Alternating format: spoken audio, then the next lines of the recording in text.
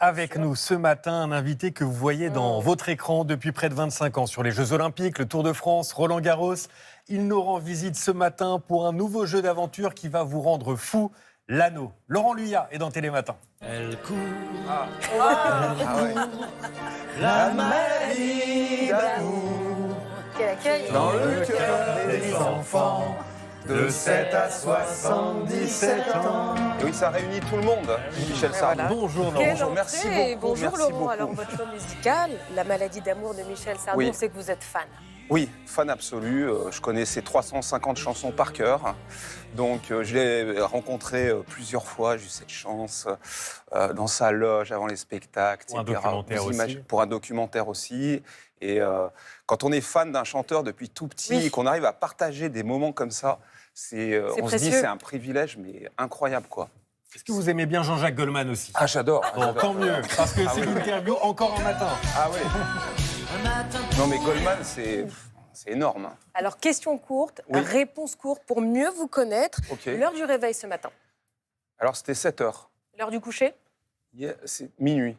Ça va, raisonnable. C'est-à-dire, je tournais une émission en plus, quelle époque, qui passe ce soir. L'humeur du jour, Laurent. L'humeur, Ouais. bonne. Est-ce que vous rêvez de sport parfois la nuit? Non. Je suis en train de réaliser un documentaire sur les années 90. On parlait de Goldman, qui était très présent. Oui. Et en fait, mon cerveau est en ébullition, même la nuit, sur ce documentaire. Au réveil, vous êtes plutôt du genre actif, séance de sport direct, ou alors je me recouche? Ni l'un ni l'autre. Déjà, est-ce que vous faites du sport? Ça, c'est une question qu'on me pose souvent. J'ai pas beaucoup de temps, en fait, pour en faire. J'en parle plus que je n'en fais. Qu'est-ce que vous chantez sous la douche? Michel Sardou. La première personne à qui vous avez pensé ce matin? La première personne à qui j'ai pensé ce matin. Oh là, j'ai peur. Michel Sardou. À vous. Joker, c'est ça? Parce que j'allais venir vous voir. Vous ne pensiez pas à ça, Laurent. Comment vous avez deviné?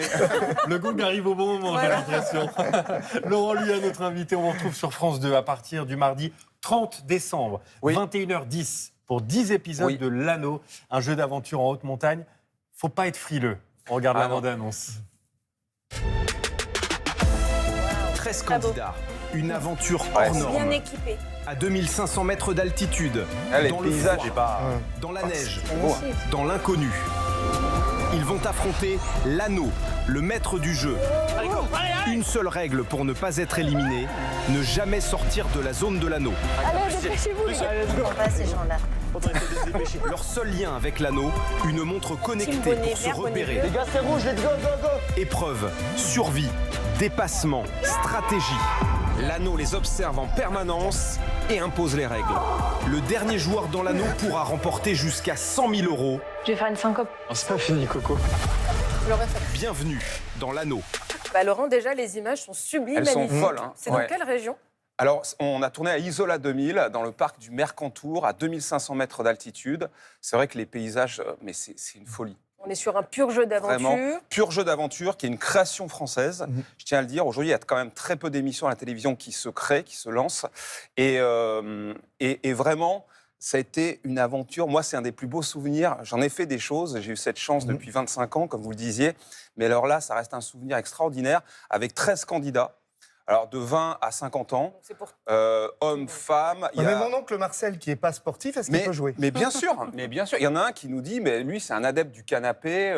Et donc, tous ont voulu dépasser leurs limites. Ils sont 13, en survie, et avec cet anneau qui les traque et les met à l'épreuve en permanence, ils doivent constamment rester dans les limites de l'anneau. Ouais. Si jamais ils sortent des limites de l'anneau, ils sont éliminés. Ok. J'ai l'impression que vous êtes fait avoir, Laurent, quand même. Parce que Denis Brognard, il fait Koh-Lanta au soleil. Et vous les caillez pendant tout le tournage. C'est vrai qu'on a eu des conditions de tournage, mais en même temps, on était heureux parce que c'est un jeu extrême, voir comment, justement, ils tiennent dans ces conditions-là. Et dès le premier jour de tournage, vous verrez les images dès le premier épisode, mais il neigeait, mais c'était un truc de dingue. D'ailleurs, moi, à chaque fois que le réalisateur revenait sur moi, j'avais 5 cm de plus sur la tête, mais c'est ce qu'on souhaitait. Et je peux vous dire que pour les candidats qui sont surexcités, qui sont hyper charismatiques, on s'attache à eux très rapidement. Pour eux, ça reste le meilleur moment de leur vie. Et je peux vous dire que ça n'a pas été simple.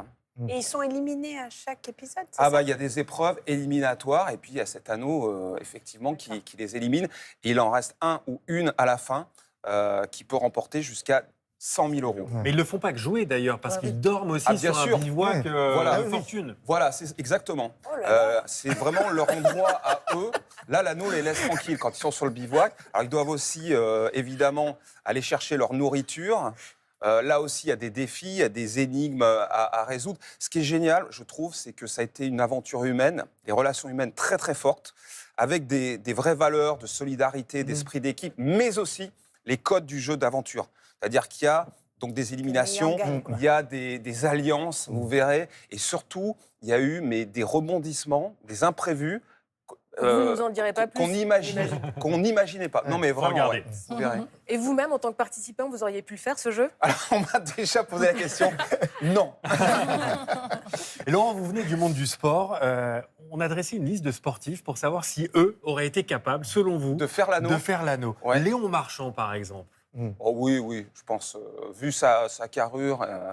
Mais enfin, on a par exemple des candidats qui sont pas costauds. Hein. Les frères Lebrun, par exemple. Les frères Lebrun. Être à deux, ça peut aider Oui, à deux, ça Au peut aider. mental. pour la Oui, stratégie. oui. Clément Noël, le skieur, Ah, Clément. Ah bah oui, lui dans son élément. il est chez lui. Kylian Mbappé. Ah là, vous avez une hésitation. C'est-à-dire qu'on est loin quand même de l'esprit du milieu des footballeurs. Hein. Alors le dernier n'est pas exactement sportif, bien qu'il pratique, mais je crois que l'anneau, c'est aussi un jeu de stratégie. Oui. Est-ce qu'Emmanuel Macron aurait fait un bon candidat à l'anneau? J'avoue que ça aurait été assez cocasse. Hein. Il aurait tenté de faire passer une loi pour déplacer l'anneau. Oui, voilà, c'est ça. Ou alors il aurait négocié son logement aussi, parce qu'il y a des logements différents justement sur le bivouac, hein, plus ou moins durs. Hein. Alors, 25 ans, Laurent, que vous faites partie de la vie des fans de sport, beaucoup de bons souvenirs, on l'imagine. Oui. Est-ce que vous vous souvenez de votre toute première télé? Alors c'était peut-être quand j'étais à Radio France à Grenoble, À non quelle année?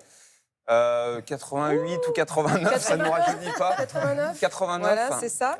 Alors, effectivement, Radio France Isère à Grenoble et une équipe de France 3 était Ouais, venue. alors là, je pense que je devais faire 14 ans, non? Ah ben, on va À voir l'époque. ça.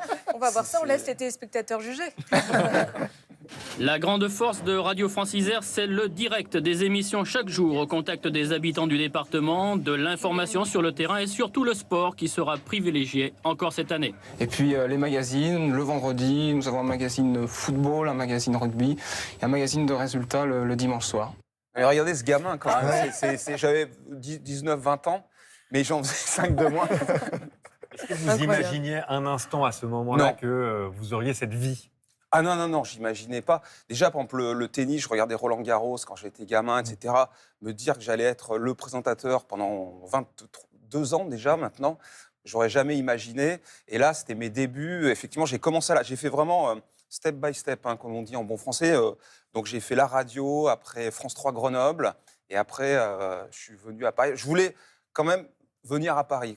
J'avais quand même de l'ambition, en fait. Ça, c'est sûr. Et de la volonté. Ce que je dis toujours aux jeunes, parce que je ne peux pas donner des conseils, chacun a son chemin, mais je leur dis toujours une chose, c'est qu'il faut une volonté d'acier pour y arriver dans ce métier. possible. Jamais renoncer, en fait.